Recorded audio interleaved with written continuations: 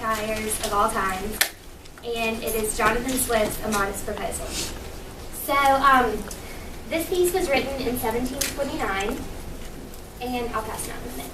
It was written in 1729 in Ireland, and this is a time in Ireland when Irish people as a whole were really, really poor. Ireland is not independent of England at this point. Okay, so basically, people that were born in Ireland and that were Irish were Catholics, and they were farmers, laborers, workers.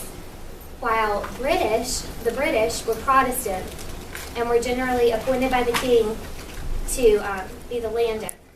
So a lot of the British that owned the land that the Irish were working didn't even live in Ireland.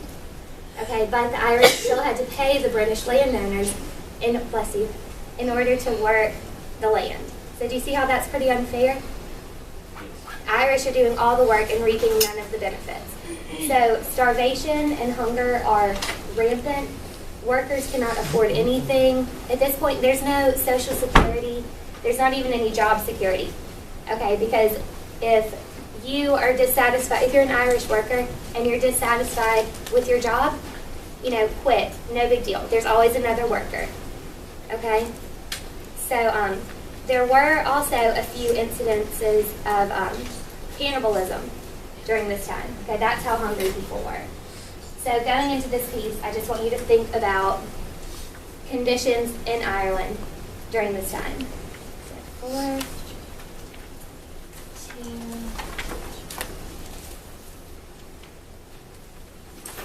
Now, we're going to read through this as a class, but I want you to go ahead and write on a piece of paper, a clean sheet of paper, the chart with the piece's title, problem, and a blank space, author's argument, and a blank space. And then as we read through, you're going to take notes on good points or effective arguments that the author makes, and drawbacks to the argument. And you are going to use those at the end of the class to write a little letter. Okay, so make sure that you're really keeping up with what we're talking about.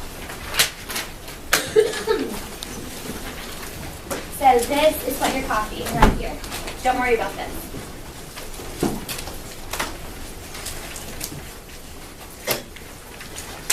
Can you all see it as the TV?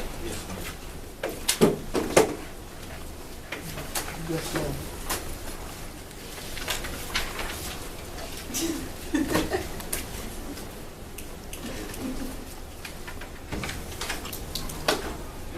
All right, so it'll be a few minutes. Deandra, we are about to start reading A Modest Proposal. Right now, everyone is copying down the chart that's on the board right now.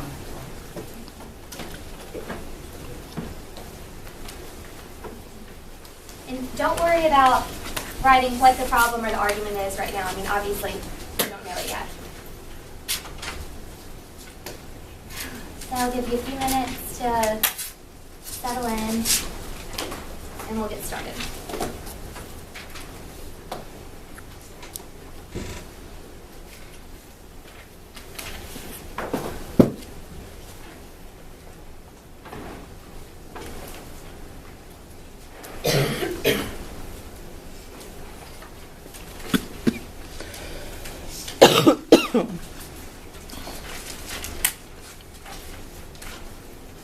Okay, who's ready?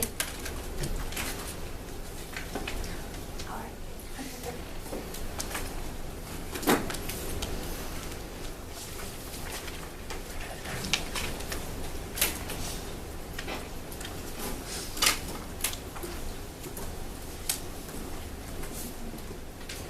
Okay, let's start reading. So how we're going to do this is a longer piece. I'm going to read a few paragraphs, and then I'm going to call on someone else to read, okay? So make sure you're keeping up. A modest proposal for preventing the children of poor people in Ireland from being a burden to their parents or country, and for making them beneficial to the public. It is a melancholy object to those who walk through this great town or travel in the country, when they see the streets, the roads, and cabin doors crowded with beggars of the female sex, followed by 3, 4, or 6 children, all in rags and importuning every passenger for an alms. These mothers, instead of being able to work for their honest livelihood, are forced to employ all their time in strolling to beg sustenance for their helpless infants, who as they grow up either turn thieves for want of work, or leave their dear native country to fight for the Pretender in Spain, or sell themselves to the Barbados. I think it is agreed by all parties that this prodigious number of children in the arms, or on the backs, or at the heels of their mothers, and frequently of their fathers, is in the present deplorable state of the kingdom a very great additional grievance, and therefore whoever could find out a cheap, fair, and easy method of making these children sound, useful members of the Commonwealth would deserve so well of the public as to have his statue set up for a preserver of the nation. But my intention is very far from being confined to provide only for the children of professed beggars. It is of a much greater extent, and shall take in the whole number of infants at a certain age, who are born of parents, in effect, as little able to support them as those who demand our charity in the street. Okay, so we're ready to fill in our first blank. What is the problem that is going to be addressed in this piece? Shane? All the poverty in Ireland.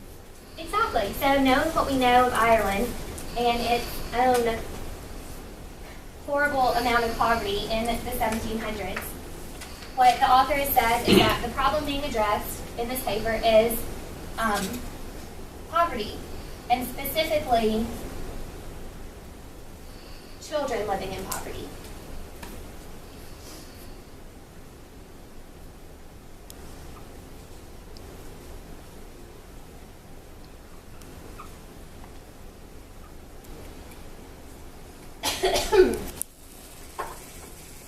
All right.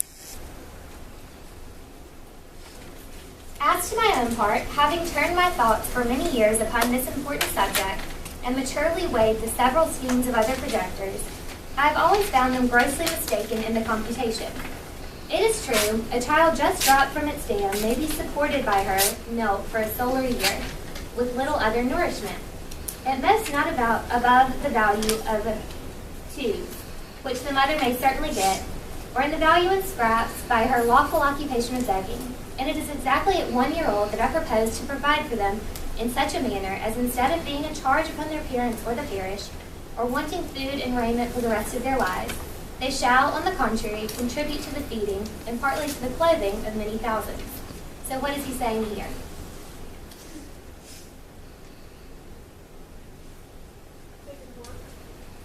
Yeah, okay, they could work. He's saying that not only is this going to be a suggestion for how to help children living in poverty, but this is a suggestion for Ireland as a whole. Okay? It's something more about what could these kids do for the rest of the country. Catherine, do you have a paper? Okay. Here you go. Okay. There is likewise another great advantage in my scheme, that it will prevent those voluntary abortions and that horrid practice of women murdering their bastard children, alas, too frequent among us, sacrificing the poor innocent babes, I doubt more to avoid the expense than the shame, which would move tears and pity in the most savage and inhuman breasts. So not only is this a social issue, but it's a moral issue, right? He's bringing up abortion and killing children.